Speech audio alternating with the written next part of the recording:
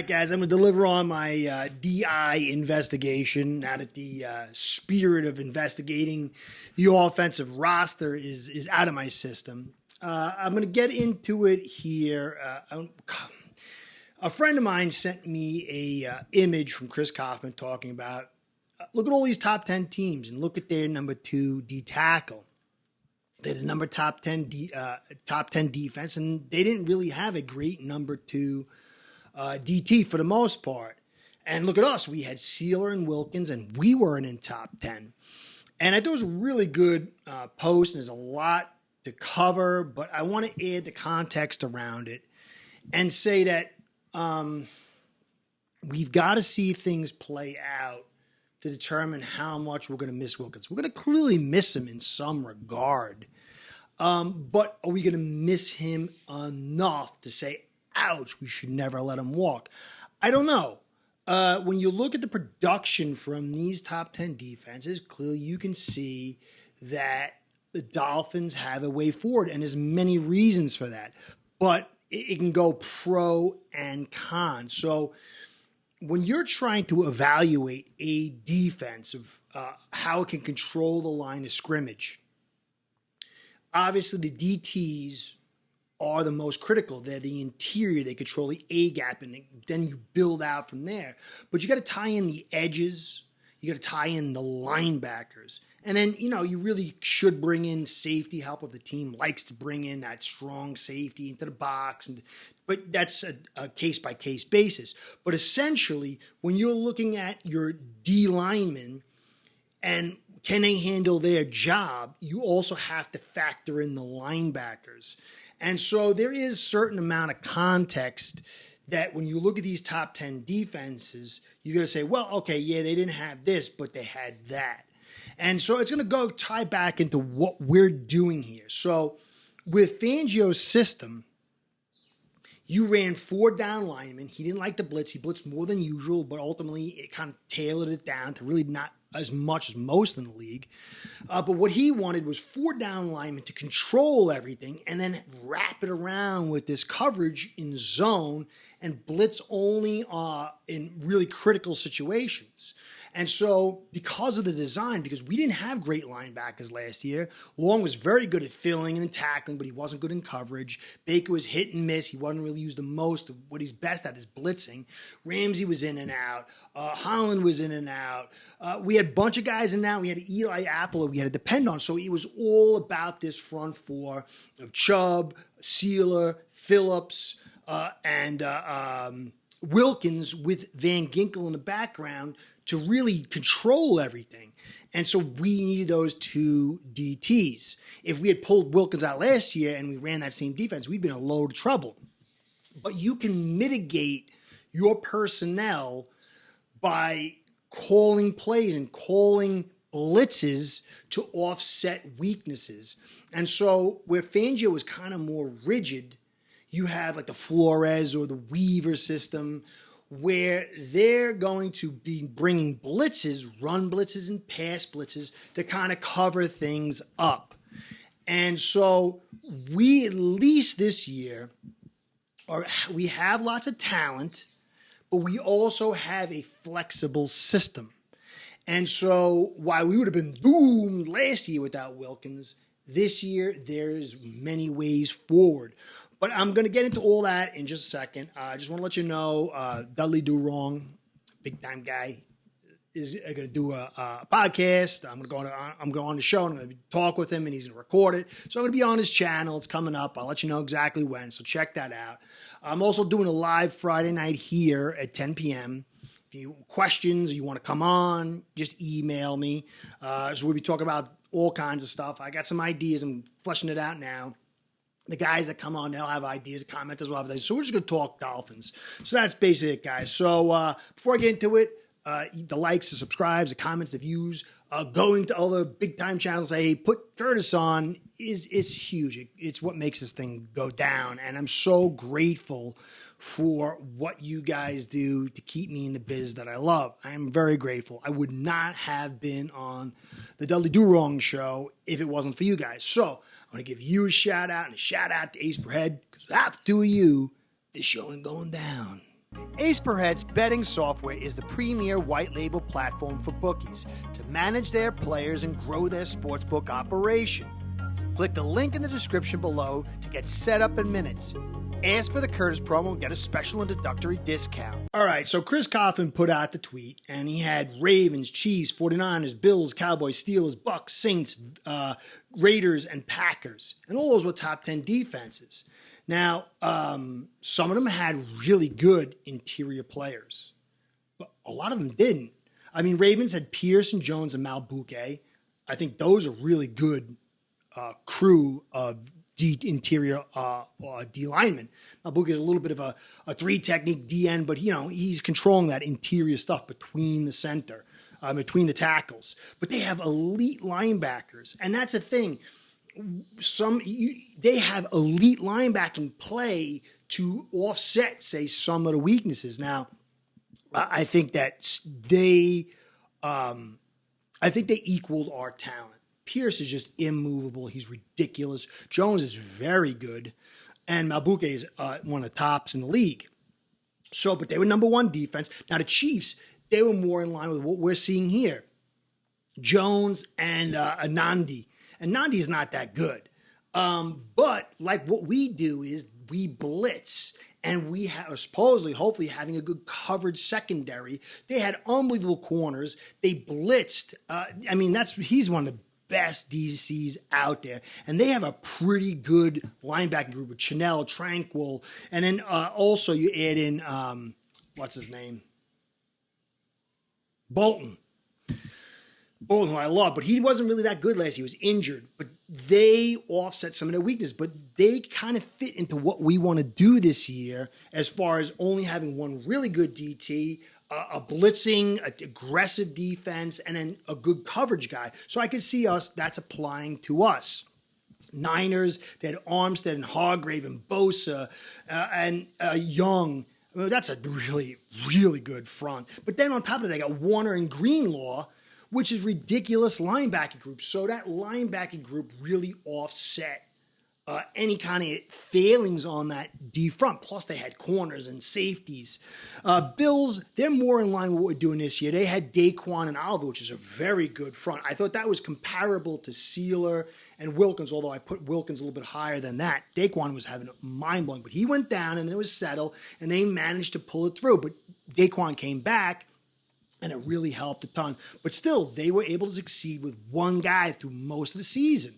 Now, the Cowboys, they only had Hankins, but they got Parsons and Lawrence and a good, it's really hard to compare that because what you're getting on that edge play is tops in the league. It's elite. It's better than Chubb. It's better than Phillips. So it kind of offsets some of this. Plus, the linebacking group is good. Steelers are kind of more in our way. They had a good job, but Hayward and Benton were nice rotating guys. But again, they had Watt and they had Highsmith behind them, which I think what they do with the blitzing and bringing the pressures and stuff, it's something that we can offset. I don't think that their talent level is so beyond what we have now.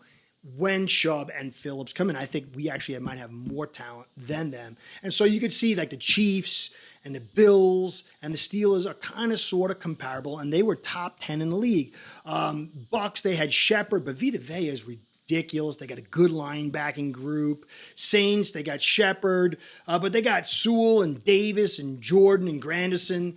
Granderson and Jordan unbelievable edge players. Sewell and Davis are unbelievable linebackers, but still not super elite. I think that when all our talent comes back and we can kind of compare to them.